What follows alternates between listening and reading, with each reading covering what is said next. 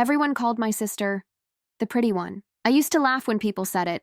I thought it was just one of those things adults say to be nice. Until one afternoon, I heard why they said it, and that's when I realized love in my family came with conditions. My name is Emma, and I grew up in Queens, New York, in a tiny 2-bedroom apartment where the walls were so thin you could hear the neighbors argue about what movie to watch. It was me, my sister, Lily, and our parents, who both worked way too hard and loved way too unevenly. Lily was the golden child. She had that soft blonde hair that always fell in perfect waves, even when she just rolled out of bed. Mine? A permanent frizzball, like I'd been in a wrestling match with a hairdryer. We'd walk down the street, and people would stop my mom to say how beautiful Lily was. Look at those eyes. That skin. They'd gush. Then they'd glance at me and say, "Oh, she's got a fun little spark, doesn't she?" A spark. That's what people said when they couldn't find anything else nice to say. I didn't really notice at first. I was 7, and my world was crayons, cereal, and Saturday mornings at Central Park, feeding ducks with Dad while Lily practiced cartwheels on the grass. But even then, I remember how strangers smiled differently at us. Lily got the warm kind, the kind that said, "You're someone worth noticing." I got the polite kind, the kind that fades before it reaches their eyes. It started at family dinners, uncles teasing, aunts comparing, "Lily's gonna be a heartbreaker. Emma, you'll be the funny one." Everyone laughed. I laughed too, because kids mirror what they hear. Then my dad said something that stuck in my head for years. He looked at Lily and said, "You got your mom's beauty." Then he looked at me and said, "And Emma got my sense of humor." Everybody laughed again. Except me. It was supposed to be a joke, but it didn't feel funny. It felt like a stamp, like the world had already decided who we were allowed to be. From then on, every mirror in our apartment felt like it belonged to Lily. When she brushed her hair, Mom would say, "Look at that shine." When I brushed mine, she'd say, "You need to condition more." I started ducking out of pictures, offering to take them instead, because the camera always proved what everyone else already believed. My 8th birthday came. Pink balloons, half-melted ice cream cake, the kind of day that's supposed to feel perfect. Mom was in the kitchen frosting the cake while talking to our neighbor, Mrs. Gonzalez, who always smelled like gardenias and gossip. I was hiding behind the couch, holding my breath, waiting to jump out and yell, "Our surprise!" When they walked in, Mrs. Gonzalez said, "Your Lily's got that beautiful fair skin." "You're lucky." That's what people notice first. Mom laughed, not a nervous laugh, a real one. Then she said, "Yeah, Emma tans too easily. I can't keep her out in the sun too long." They kept talking about frosting, the weather. Nonsense, but I didn't hear any of it. I just kept staring at the side of the couch, tracing the fabric pattern with my fingers until my throat burned. Because in that moment, I understood it. Pretty wasn't just about smiles or hair. It was about skin. And no matter how many times I brushed mine clean, it would never change. When Mom finally called me to blow out the candles, my voice came out thin and shaky. The wish I made that year? I wished to look like Lily. After that, I started seeing everything differently. Every compliment was a comparison I hadn't noticed before. At church, people would lean down and whisper to Mom, "Lily looks just like you."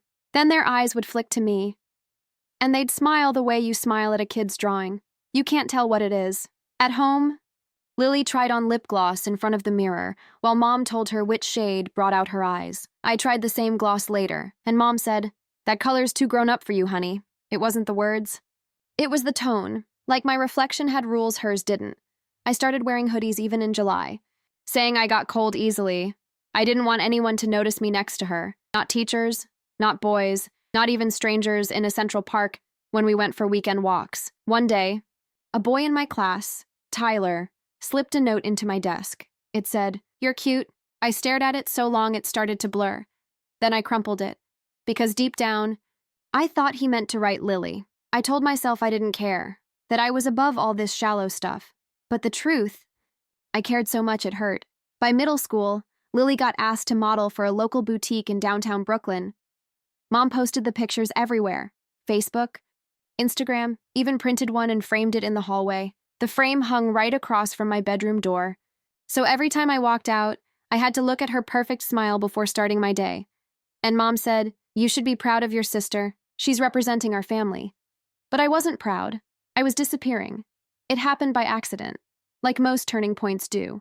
I was in art class, half listening to Ms. Robinson explain shading techniques while everyone else drew bowls of fruit. But I drew Lily, not the smiling, magazine-ready Lily, the real one, the tired eyes, the pressure lines on her forehead, the smile that looked heavy instead of happy. Ms. Robinson stopped behind me and stared at the page for a long second. Then she said quietly, "This isn't about your sister, is it?" I didn't say a word.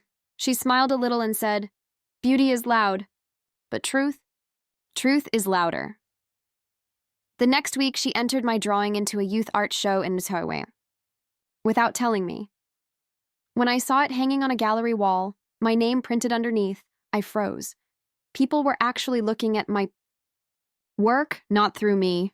For the first time in my life, being seen didn't hurt. It healed. The night of the art show, Lily showed up. She walked straight to my drawing, stopped, and didn't move for a full minute. Her reflection trembled in the frame's glass. Finally, she asked, "Is that how you see me?" My stomach twisted.